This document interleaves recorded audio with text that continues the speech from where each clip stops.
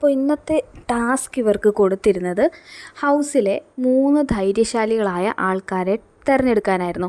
അപ്പം നമ്മുടെ ഹൗസിലുള്ള ആൾക്കാരെല്ലാം കൂടെ അനീഷിനെയും ആര്യനെയും ജിസേലിനെയും ഒക്കെ 3 പേരെ അങ്ങനെ പറഞ്ഞു വിട്ടു.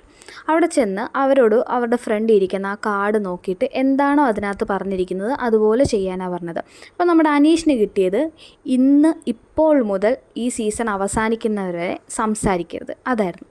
അപ്പോൾ അനീഷ് അത് വായിച്ച ഉടനെ തന്നെ പിന്നെ മിണ്ടിയിട്ടില്ല. പിന്നെ അതെടുത്ത് വെച്ചു. അപ്പോൾ ബിഗ് ബോസ് പറയുന്നുണ്ട് ആര്യൻ്റെ കാർഡ് വായിച്ച് ഹെൽപ്പ് ചെയ്ത് കൊടുക്കണമെന്ന് പറഞ്ഞു.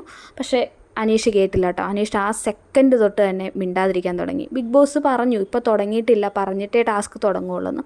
എന്നിട്ടും അനീഷ് കേട്ടില്ല. അനീഷ് പറഞ്ഞതേയില്ല. എന്നിട്ട് അവസാനം ശരത്ത് വന്നിട്ട് അവർക്ക് വായിച്ചു കൊടുത്തു. അപ്പോൾ നമ്മുടെ ആര്യന് കിട്ടിയിരിക്കുന്നത് ഫ്രണ്ടിലിരിക്കുന്ന ജ്യൂസ് ഫുള്ളായിട്ട് കുടിച്ച് തീർക്കാനായിരുന്നു.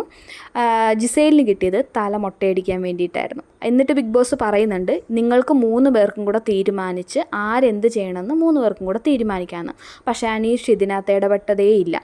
അനീഷിനോട് എല്ലാവരും ചോദിക്കുന്നുണ്ട് സംസാരിക്കാനായിട്ട്. പക്ഷേ അനീഷ് സംസാരിച്ചില്ല.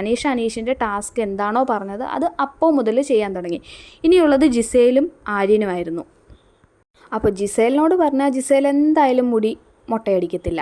പിന്നെ ആര്യൻ അത് ഫ്രണ്ടിൽ ഇരിക്കുന്ന ജ്യൂസ് ഏതാണെന്ന് അറിഞ്ഞിട്ടേ ആര്യനും കുടിക്കാൻ പറ്റുള്ളൂ.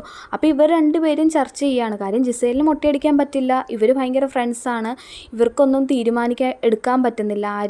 ആര്യനും എന്തായാലും മൊട്ടയടിക്കത്തില്ല.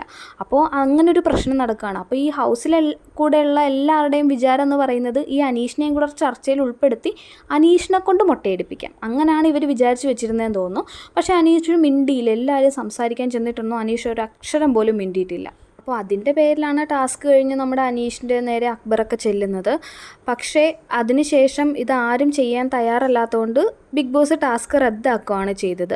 അപ്പോൾ ഈ ഹൗസുകാർ ചെയ്ത തെറ്റെന്ന് പറഞ്ഞാൽ ഈ ആര്യനെയും ജിസേലിനെയും പോലെ ബ്യൂട്ടി കോൺഷ്യസ് ആയിട്ടുള്ള ആരെയും ഇങ്ങനെ വിടാതിരിക്കുക. അതിന് തയ്യാറായി ഒരുപാട് ആൾക്കാരുണ്ട് അവിടെ.